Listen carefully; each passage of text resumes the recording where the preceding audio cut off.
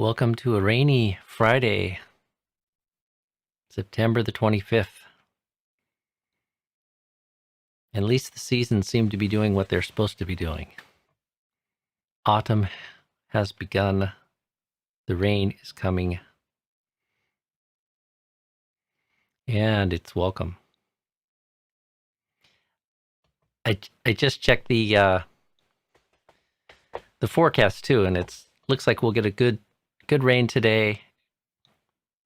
And although things could change, the forecast for our gathering tomorrow, the annual Woodchuckers Ball, looks very good. So, and Venerable Rakito's been working away, and Ajahn Kurudamo's been chipping in, so things are well staged. So it should be more fun and less work, I think. So I'm looking forward to that. We've had no gatherings of that sort all year, so it'll be nice before things get too wet and too cold to be able to host a few more people. So, and even though it's Friday, I'm still only about 2/3 of the way through one of the busiest weeks I've had in ages. So, yesterday I spent nearly 5 hours on Zoom talking with nearly 60 of the finest people in the world. The online gathering that we had of all the various senior monastics from all of the international branch monasteries around the world went really well yesterday. We were thinking we should probably not wait another 3 years or something and do something like that every year. Many people commented just how nice it was to see each other's face and hear each other's voice. We also did have some small groups and some opportunity to kind of talk about themes of the holy life and the various challenges of running monasteries and practicing in this day and age.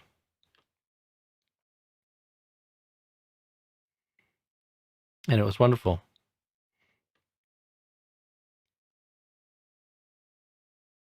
Quite a blessing when everything works too. Several of the senior monastics live in pretty remote situations with not a lot of modern infrastructure communication. So several of them were calling in on satellites from the middle of very undeveloped forested areas.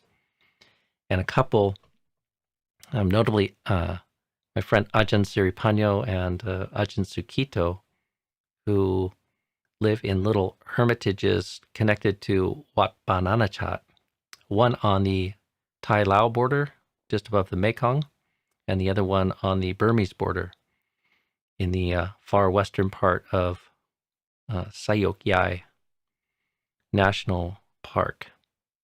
And I think both of them were on iPads that were able to connect to the cell phone network if you climb up a mountain in Ajahn Siripanyo's case. So there was a little clearing that they have for a fire break up behind where their hermitage is, and if he hiked up there, he could get a decent enough signal. And for our gathering yesterday, it was 3 a.m. when he called in. So he had a little LED lantern just barely lighting his face, and over the course of our conversations, the sun was rising over this beautiful stretch of tropical forest. And you could hear all the cicadas and animals of the forest waking up and sending forth their sounds.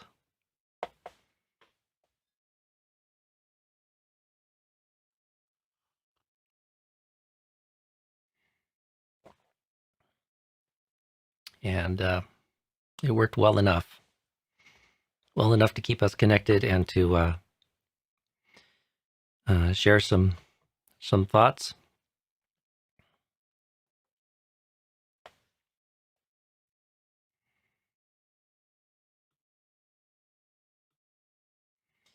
What is particularly difficult for practice in these times?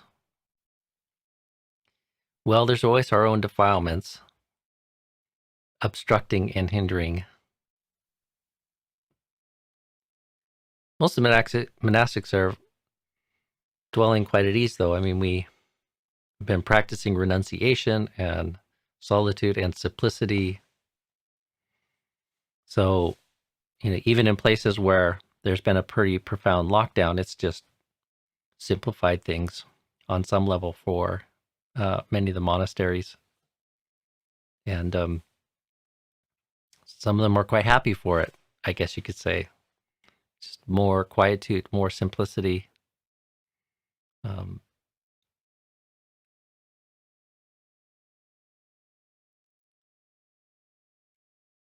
I'd say one of the more difficult things, though, is just the interruption to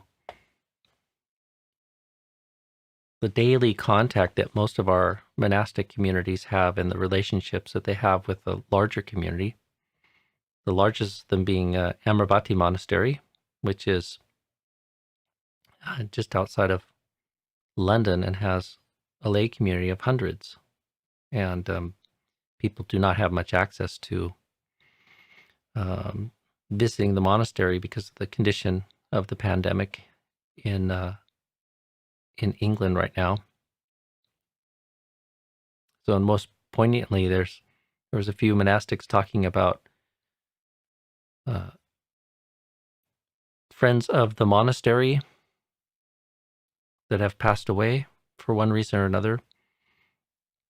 And one of the roles that the monastics play is in doing funeral rites and funeral chanting. And in Thailand, many of the monasteries actually have a crematorium built right into the monastery, and that's where funerals happen. And quite strict restrictions in England. So having to have funerals stretch out over many days so that people can gather together. So that's quite difficult. It's kind of a time when we really need each other, and it's very meaningful to be able to gather with your spiritual community to process the death of a loved one. But on the whole, everyone seems to be faring very well. And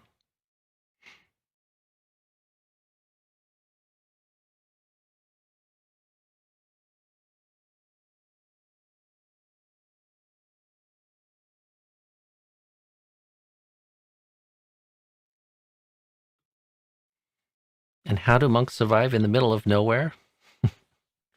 Well, they don't live in the middle of nowhere. Um, so one of the monasteries is not all that far, even though it's in a national park. There is a village nearby, and they walk Bindabat every day, as most monks do in Thailand. The other one is quite remote, and there is not a village nearby, so they have a small group of houses near the front part of the monastery, which is quite large patch of forest, and people drive in these enormous four-wheel drive vehicles to offer food to those who cook and store the food. So there's some lay people and a cook for the monastery that lives there. But in some sense, it's still not all that different than maybe some of the other bigger monasteries, even the one near London. Such a large monastery that people are often bringing food. And there's a whole kitchen scene there with cooks, people that live in the community that are cooks. So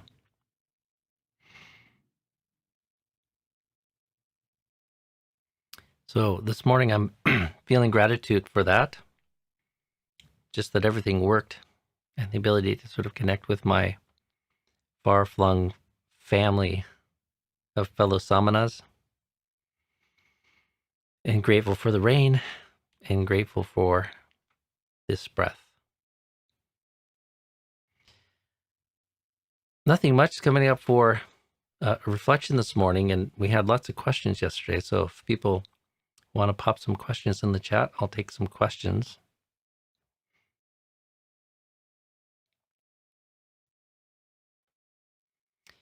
How many different monasteries have I lived in? I cannot remember.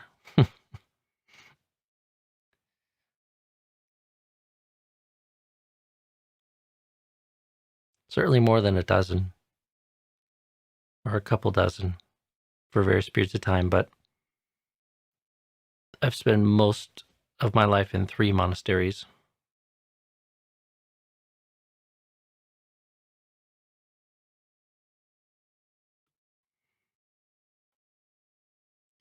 Any ones that I like more than others? Well, a monastery is a conditioned thing, or a sankhara, like anything. So they change. Monks and nuns come and go, abbots come and go, buildings come and go, good conditions come and go.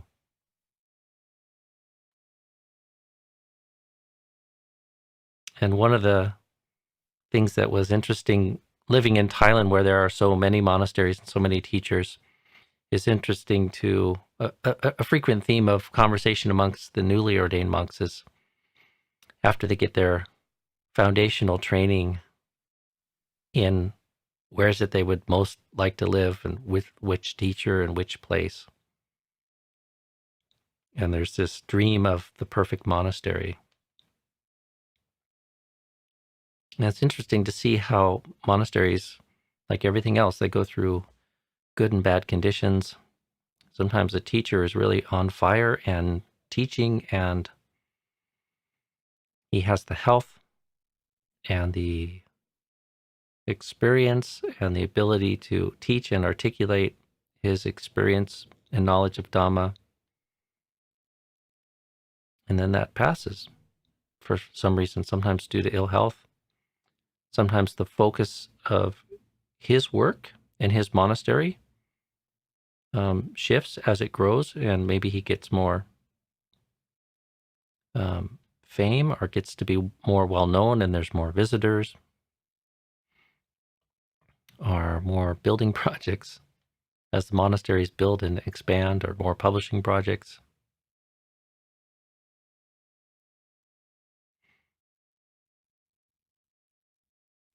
So the ones that I like the most are the ones that are inhabited by people that are sincerely trying to practice, put in the Buddhist teaching into practice and living with a measure of harmony, and where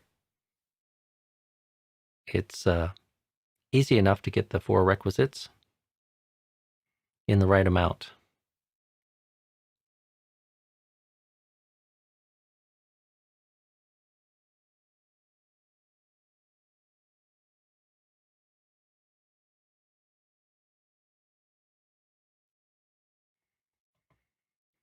How do you maintain focus on the breath when thoughts start to push you around? I've been getting nice and calm, but with more calm, the thoughts, more like images actually, seem to have more pull to them.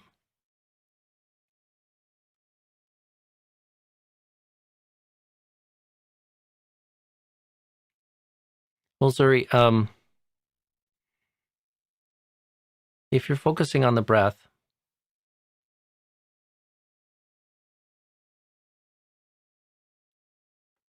try to keep nudging the mind towards engaging with the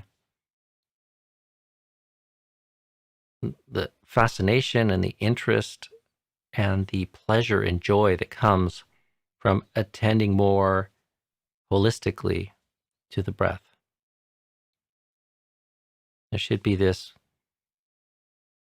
ever-increasing interest and joy that comes from wholeheartedly being there for the experience of the breath.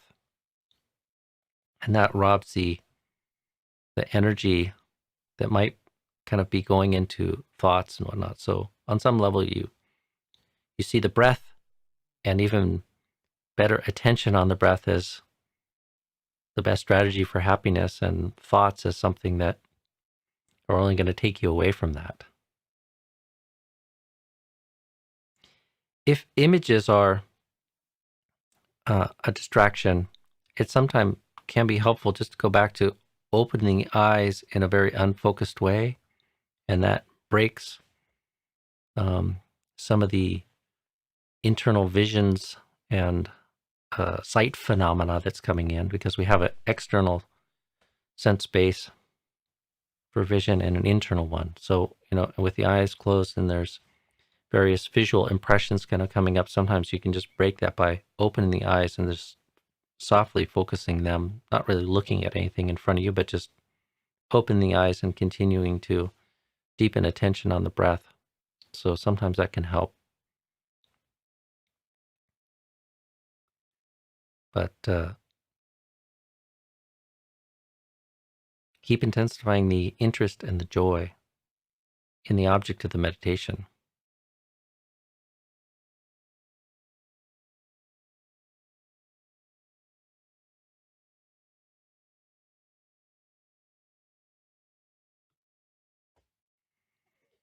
A personal question. Do you think that becoming a monk has reduced or even eradicated your ability to fall in love? If yes, in what way? Well, I guess it depends what we mean by fall in love, but I'm going to guess that you're talking about fall in love with another person. And I think eradicated is a pretty certain word that I would shy away from.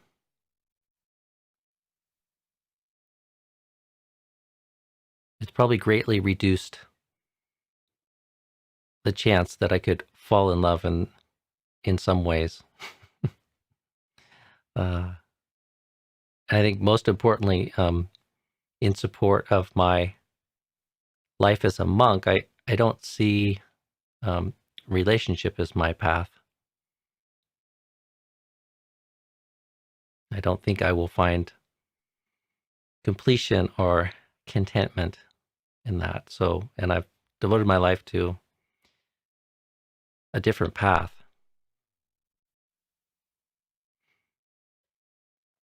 Not that they need to be in conflict with one another, but they do if you're going to be a Buddhist monastic.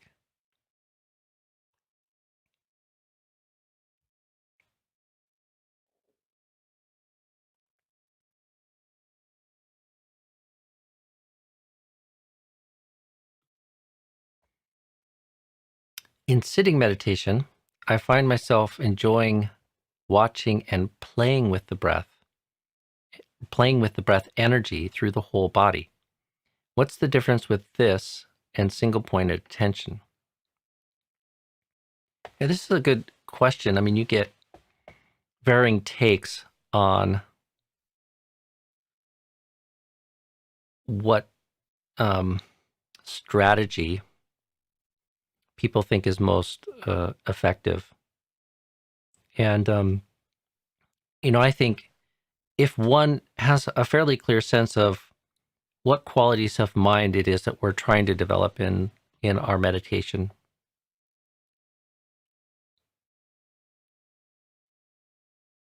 it's not all that important.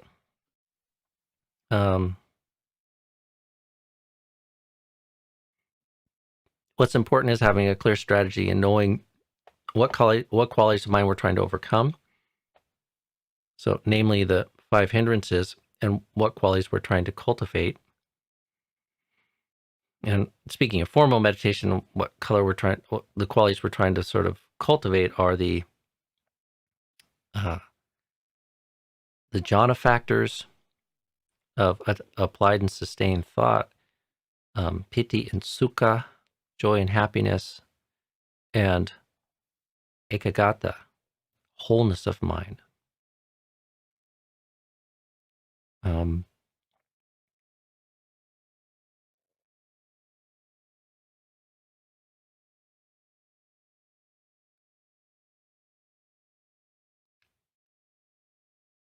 So enjoying watching and playing with the breath energy through the whole body, if that's working and helping you overcome the 5 hindrances and develop those jhana factors, then that's all you need. That's great. Some teachers urge a technique where you're picking a single point and sticking there. But, and I've experimented with both means, and I don't have a fixed way that I do breath meditation. I don't have a discrete technique that I'm always doing. So, I've done both, and my experience of it is both can take you to the same place if you're clear of what it is that you're trying to affect in the mind. And, there's a way where in focusing on that single point, as the hindrances are abandoned and the mind kind of comes together, the breath energy seems to just automatically pervade. And some of this is because your attention is like absorbing into the experience of the breath, and the mind is becoming more refined. And the strategy is not moving the mind at all, and the breath energy and the awareness seems to like permeate the body, and then even go beyond any sense that there is a body.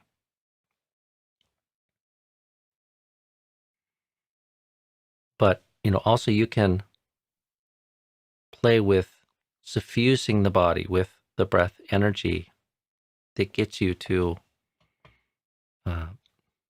very similar, if not the same place. Although meditation never feels the same for me. Every meditation is a unique experience. Good meditation has certain hallmarks and certain characteristics, but the experience itself is always unique, a unique and interesting and joyful experience when things come together.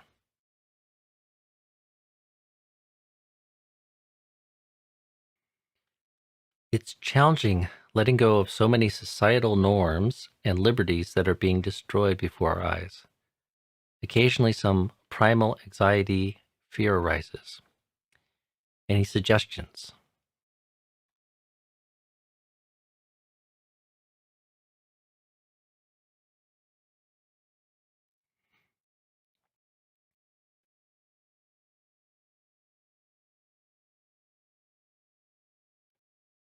Well, in a very direct way, bringing that to resolution and keeping a steady devotion to cultivating the Brahma Viharas, I think, helps strengthen one in a challenging time.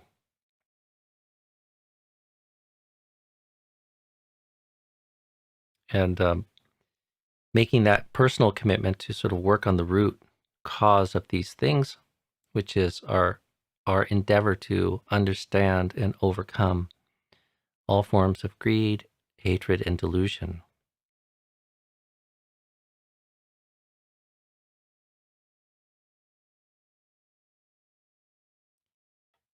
Perhaps the effort in doing that isn't recognized as effective by everybody, but it is the very thing praised by the Buddha and the wise. Instead of hacking at the branches, striking at the root.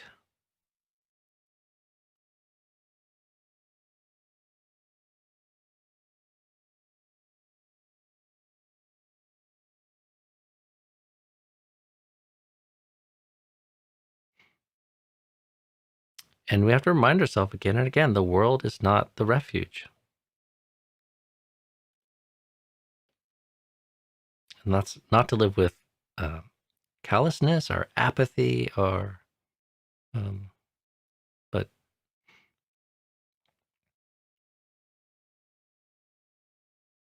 on some level, I mean, the anxiety and the fear is connected with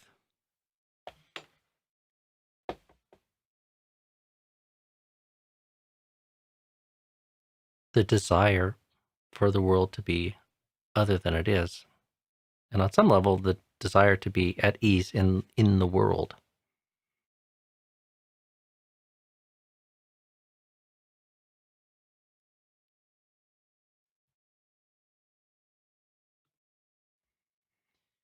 Is it useful or wise putting oneself in difficult situations to train the mind in equanimity?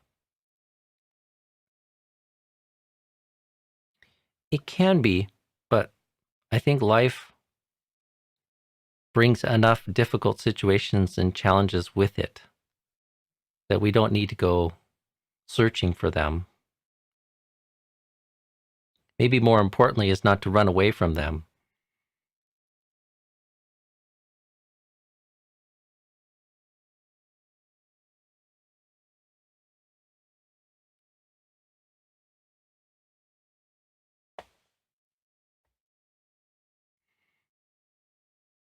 But yeah, I don't encourage punishing yourself or putting yourself in danger or harm's way, or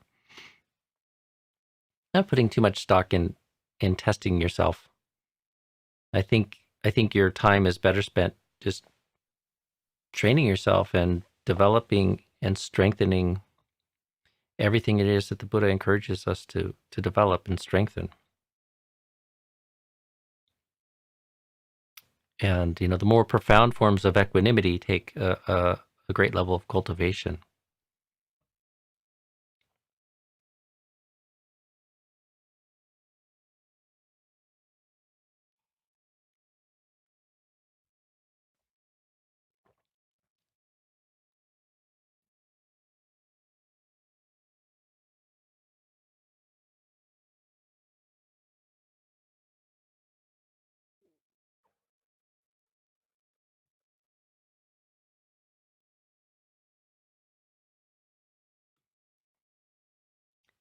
Do you ever become familiar enough with the landscape of your mind that you don't find yourself wondering, how'd I get to this place?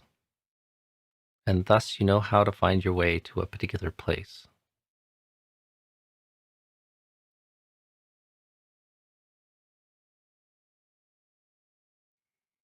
Not sure how to interpret it. Not sure how to interpret that. Like good places or bad places?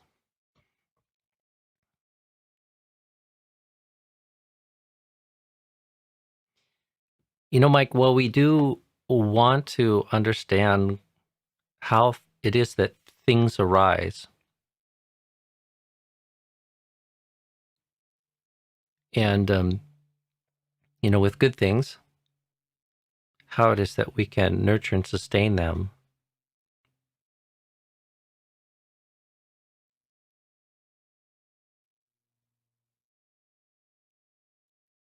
The more important thing is just developing the path and developing the causes and conditions so that we can respond to what it is that life throws at us, and that we have access to positive and wholesome states of mind, increasing access to them, and increasingly the strength to nurture and sustain them.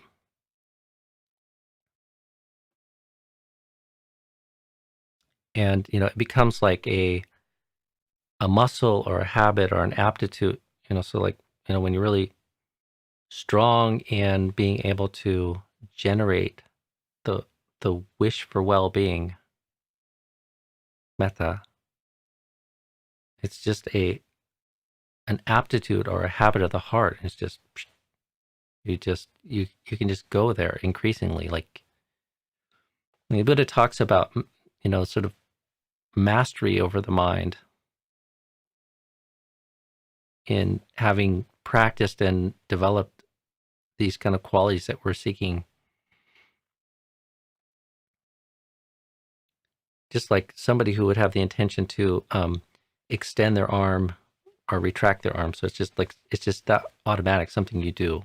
It's like when I need to reach out and grab my cup or something, it just happens.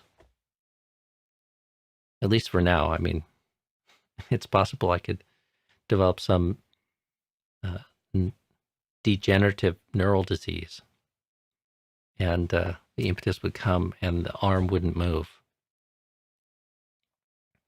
But similarly, we want to get to a place in our mind where that just kind of happens. And, people that are really masterful meditators, they can just sit and very quickly enter and abide in various states of mind.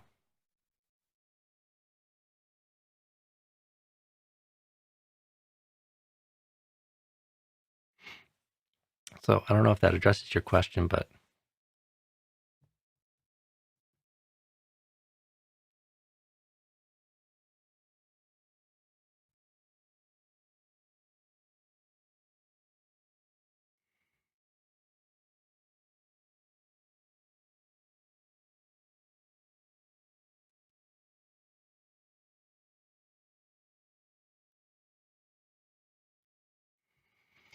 okay, friends, I'm going to end it there. I see a lot of extra questions in conversation that I'm not going to be able to tend to today. So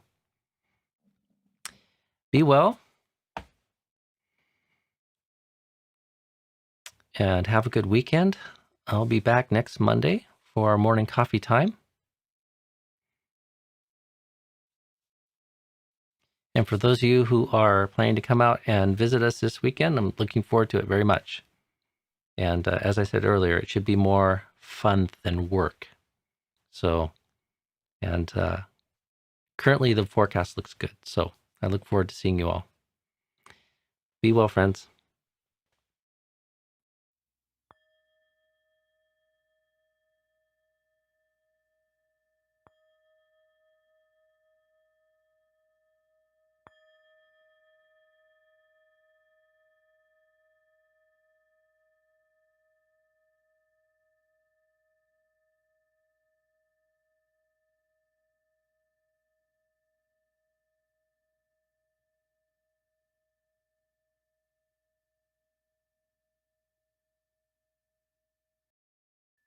Good morning, everyone.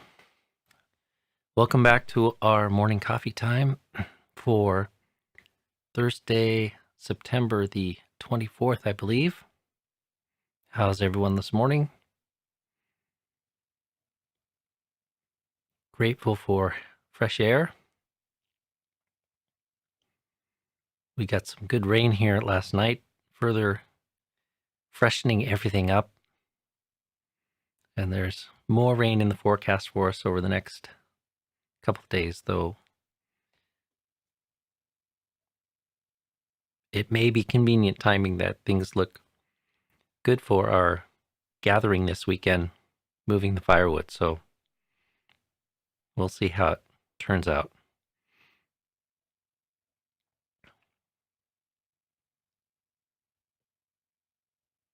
Some things seem more anicca than others, and the weather is one of them, at least where we live here. It can change rather quickly. If you don't like the forecast, just wait. And that's especially true of the longer term forecast here where we live.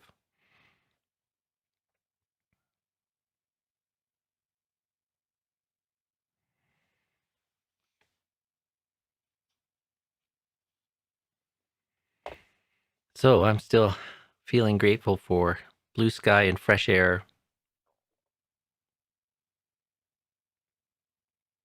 And hopeful that increasingly the people on the west coast of America will be experiencing that.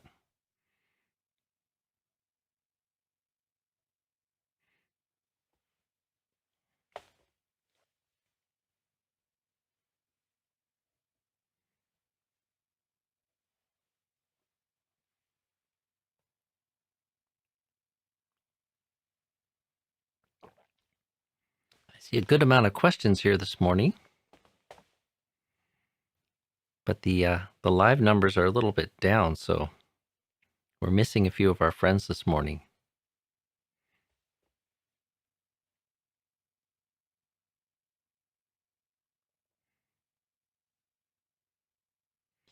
One of the questions that I saw when I was getting everything sort of set up is on the theme of renunciation.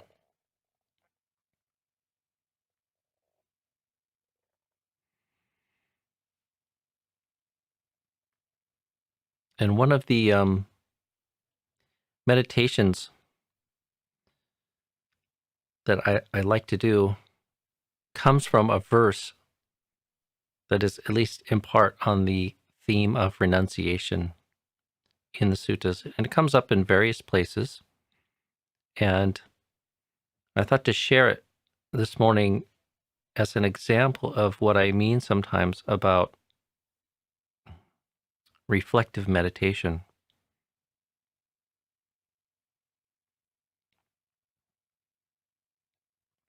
So this is a nusaya, which I'll loosely kind of translate as a reflection or recollection. And this one in particular is on ahankara mamankara. Ahankara mamankara mananusaya.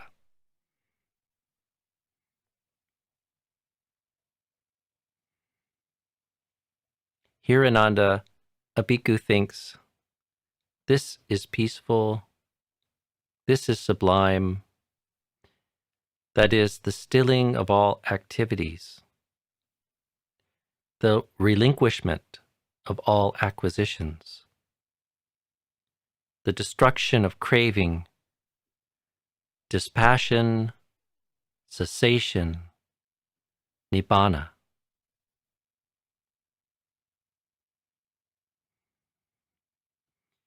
That particular formulation comes in a sutta where there's an exchange, I believe it's between the Buddha and Ananda in the Anguttara Nikaya, Book of the Threes. But you find it a few other places, sometimes slightly phrased just slightly differently. But as it sits in the suttas, it is a nusaya, a meditation, a recollection. And I think many people have come to meditation with this idea that it is a very discrete kind of technique about visualizing something or focusing on the breath. But there's good evidence in the suttas that there's a great variety of ways that one puts forth right effort for the means and the ends that are described in the various teachings of why it is that we put forth right effort, what it is that we're actually trying to cultivate through intentional effort in changing our mind and arousing, strengthening, and maturing various wholesome qualities of mind.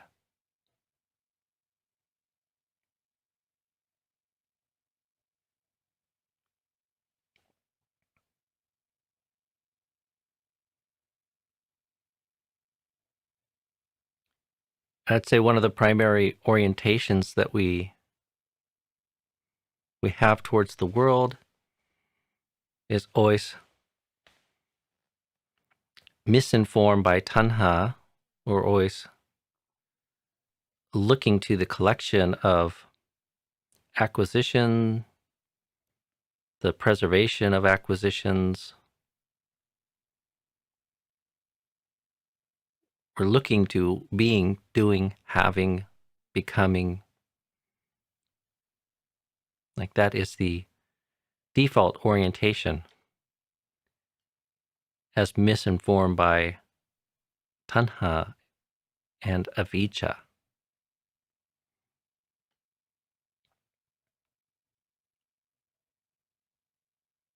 Or put simply, we're looking for completion and happiness in the world.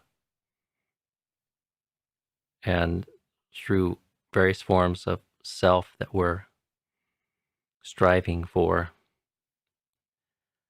or striving to get away from.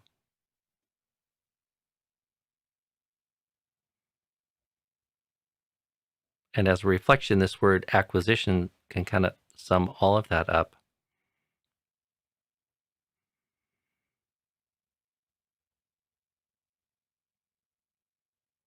and to whatever sense that we have for the wisdom perspective, that's misguided, and that the various forms of self and the various things that one can acquire or hold on to or even experience in the worldly sense are still very much showing that characteristic of unsatisfactoriness. Like recollecting that wisdom frame, that wisdom perspective activates whatever level of insight we have into that and checks that outward flowing orientation towards that which is unsatisfactory.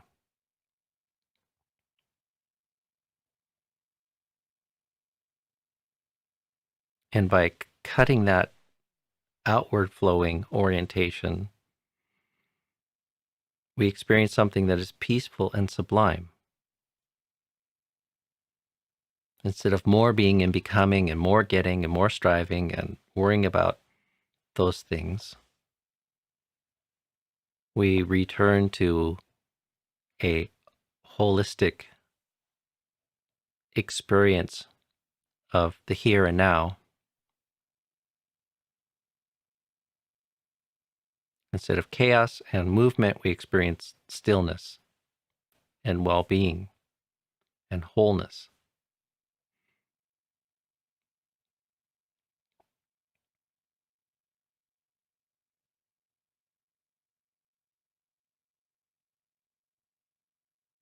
And for one engaged in the practice and the engaged in the training, we need to do this again and again. And this is kind of the ebb and flow of losing mindfulness in the bigger sense, not just in losing mindfulness of the present moment, but also losing the frames of reference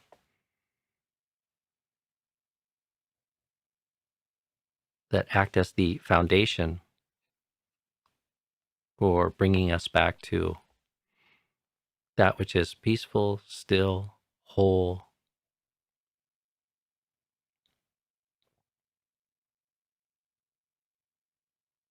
So the kind of movement of the practitioner is like losing that, and then through engagement in their spiritual practice or Dhamma life, being reminded or reminding oneself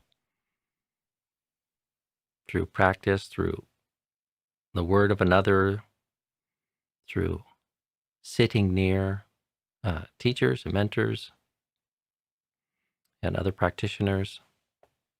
And then we return back to this experience of that which is peaceful and sublime and still. So, Hirananda, this is peaceful.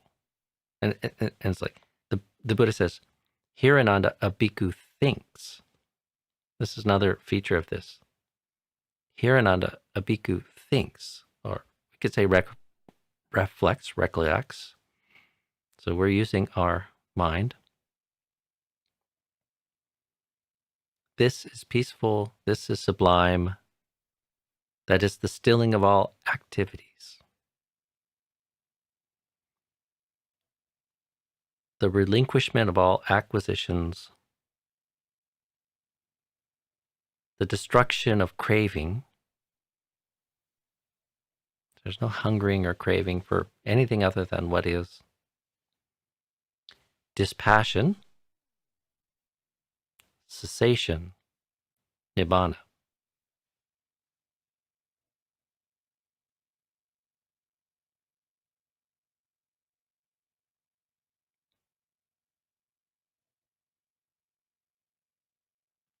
So just think of that movement of the heart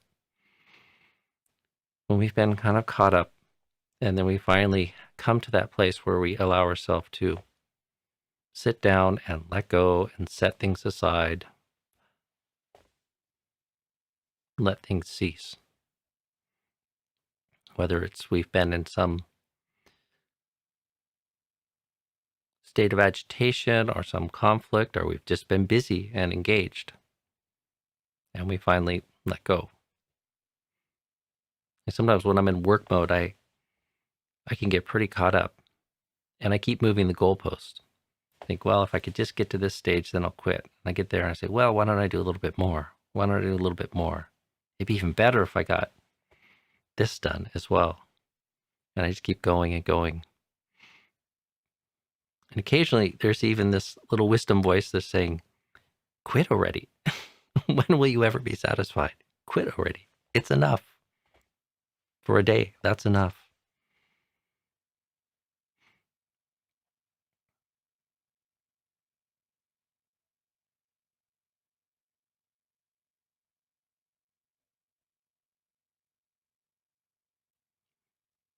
But even if we do quit, if we don't understand those things to be unsatisfactory, we don't get the full sense of sublime peace and the full stillness.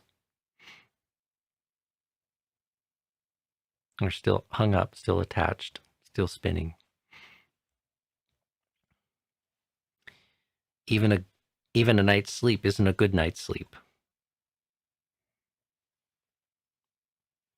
The mind's still caught up.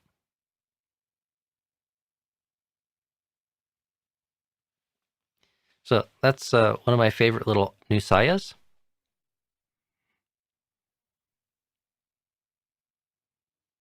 And for those who are familiar with the recollections of Buddha Dhamma Sangha, we call those Buddha Nasati, Dhamma Nasati, Sangha Nasati. That Nusati is related to this word nusaya. So a remembering, a recollection of something as a theme for meditation.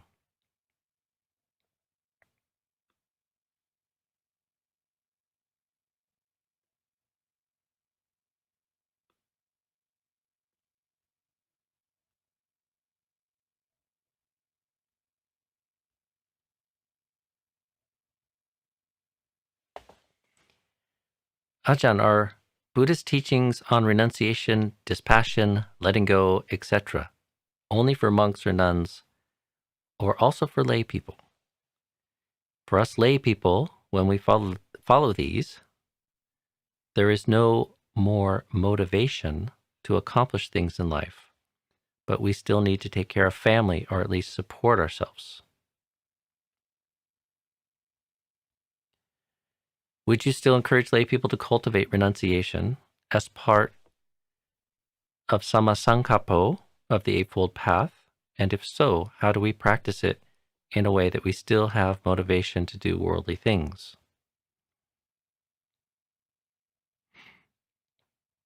So, excellent question, Sarada. Well, the Noble Eightfold Path is not just for monks and nuns. It's for anybody who wants to free themselves from dukkha. And so the Buddha's teachings on renunciation and dispassion certainly apply to everybody who wants to develop in goodness and freedom from suffering. This word renunciation sometimes sits with a little bit of difficulty in people's minds, but there are many suttas where it comes up in connection with lay practice, so it's absolutely clear that it's important, suitable, appropriate. It's not about being a monk or a nun or a monastic. How it integrates into one's life, it's going to be somewhat determined by your level of motivation to be free from suffering and to deeply engage in Dhamma practice, and also balanced out with your karma and your relationship commitments. It's like sometimes there's a couple and part of the couple wants to practice the 8 precepts, and my encouragement is make sure you're doing everything you can short of needing to practice the 8 precepts in your family situation that you have, and um, make sure that it's agreeable to your partner and to your family. Sometimes just taking on the 8 precepts instead of the 5 precepts as a way of renunciation can cause more friction than is beneficial. But it's hard to give a general prescription for something like that. But speaking more generally, one should reflect on the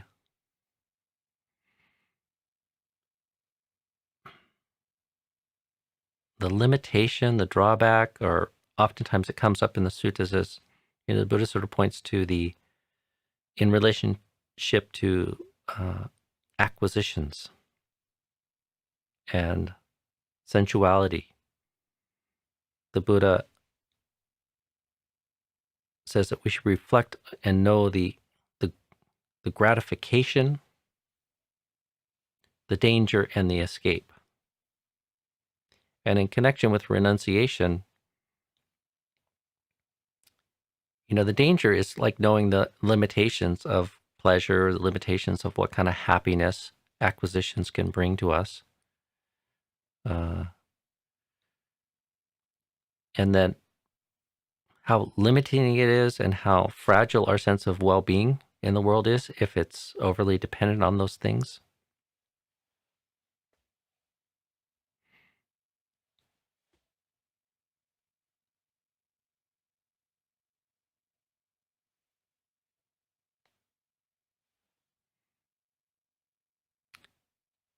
And develop some sort of sense of the escape from those, or learning other more sublime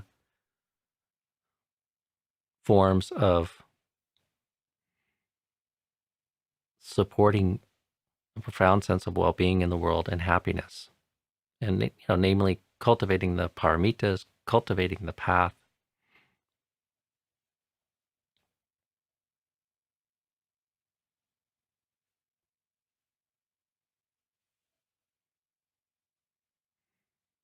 I've been playing around with the word modesty, moderate or modest, in your relation to the sense realm, as a way or as a way to help people think about and maybe connect with these teachings on renunciation. Like all too often, people think of it as a binary.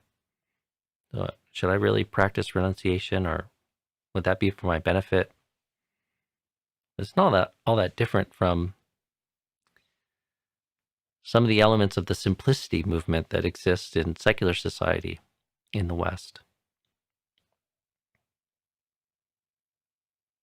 It's like a realization that more stuff doesn't equal more happiness, and oftentimes it means more dukkha.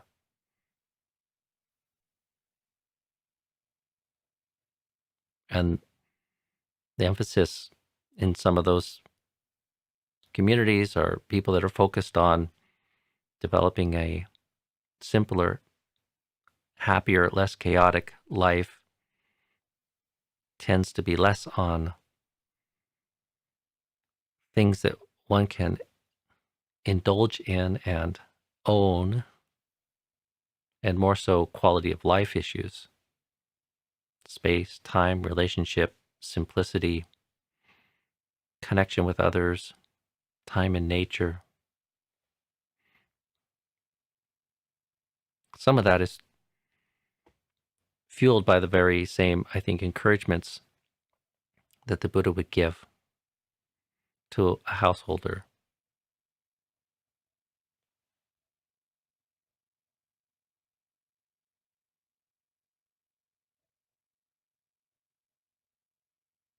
And developing something of a taste for the ennobling and joyful quality of not being a slave to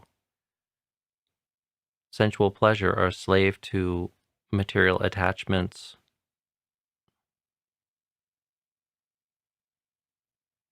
A very interesting form of pleasure. Like you can be attracted to something, but fully aware that in and of itself, it doesn't satisfy. This is my reflection on don't confuse pleasure for happiness.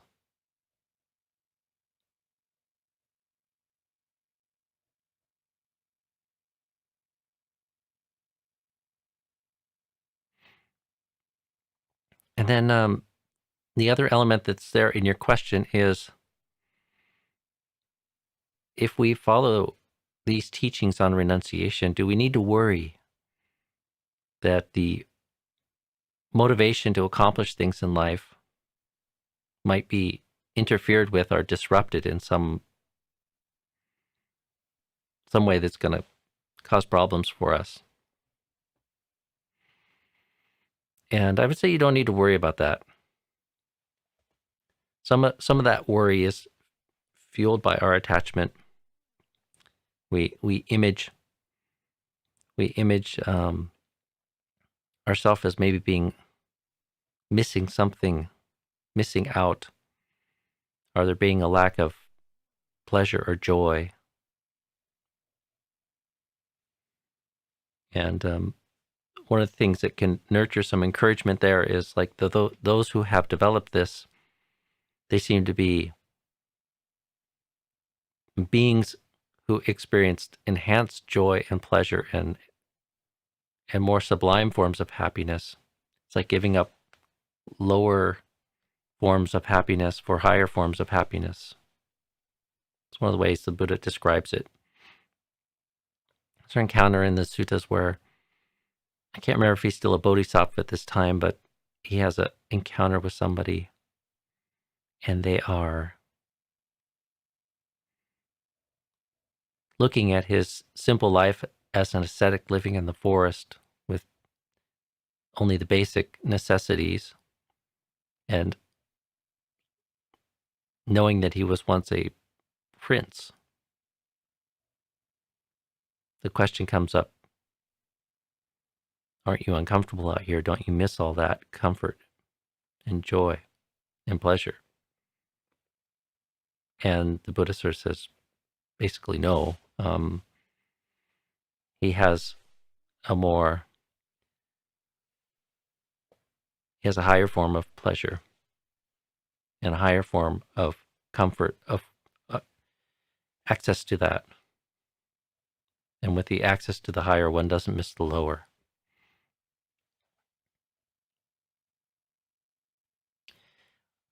Also, I mean, cultivating the path and cultivating renunciation and dispassion, it doesn't destroy our ability to do the good.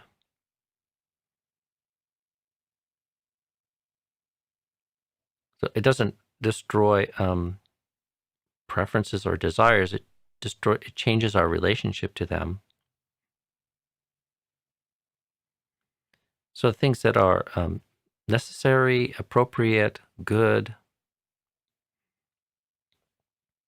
or inconsequential, we still have maybe preferences and even desires for them, but it's not tanha. It's not part of our well-being is not dependent upon those things in the same way when we're fueled by avijja and tanha.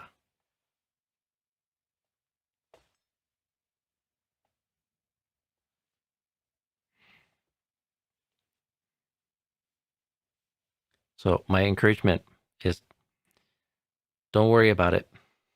You'll be fine.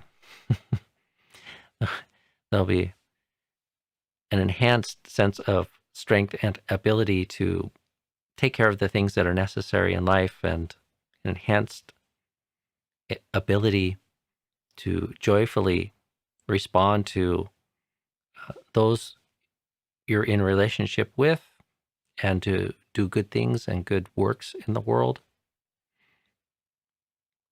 based on your karma, based on your life situation, based on your talents, and the opportunities that are there in one's life.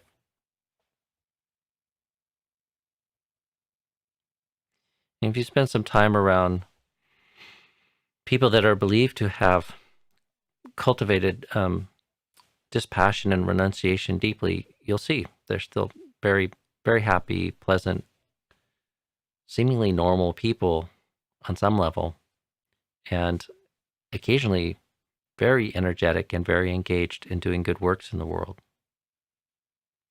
In fact, I'd say for the most part, they've gone beyond selfishness, and they've gone beyond doing things for selfish reasons and worldly reasons.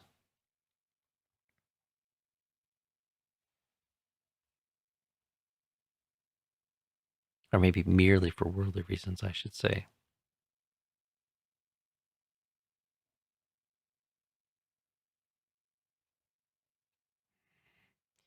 So I see there are a ton of other good questions here today, but both my reflection and the long answer to Sarada's very good question has taken our time for this morning. So bring your questions back tomorrow if you can.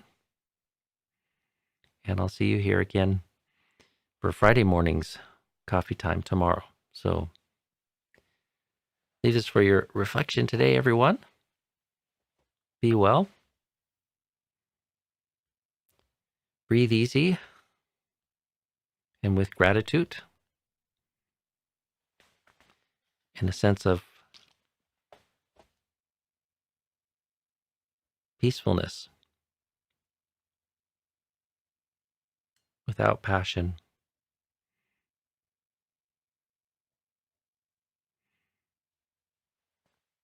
Bye for now.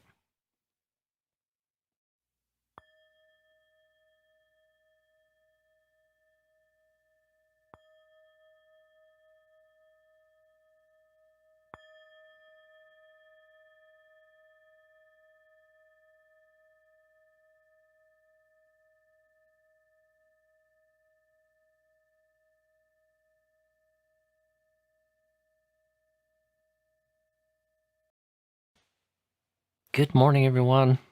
Welcome back to our morning coffee time for Wednesday, September the 23rd. How is everyone? O genki desu ka? Which is Japanese for how are you?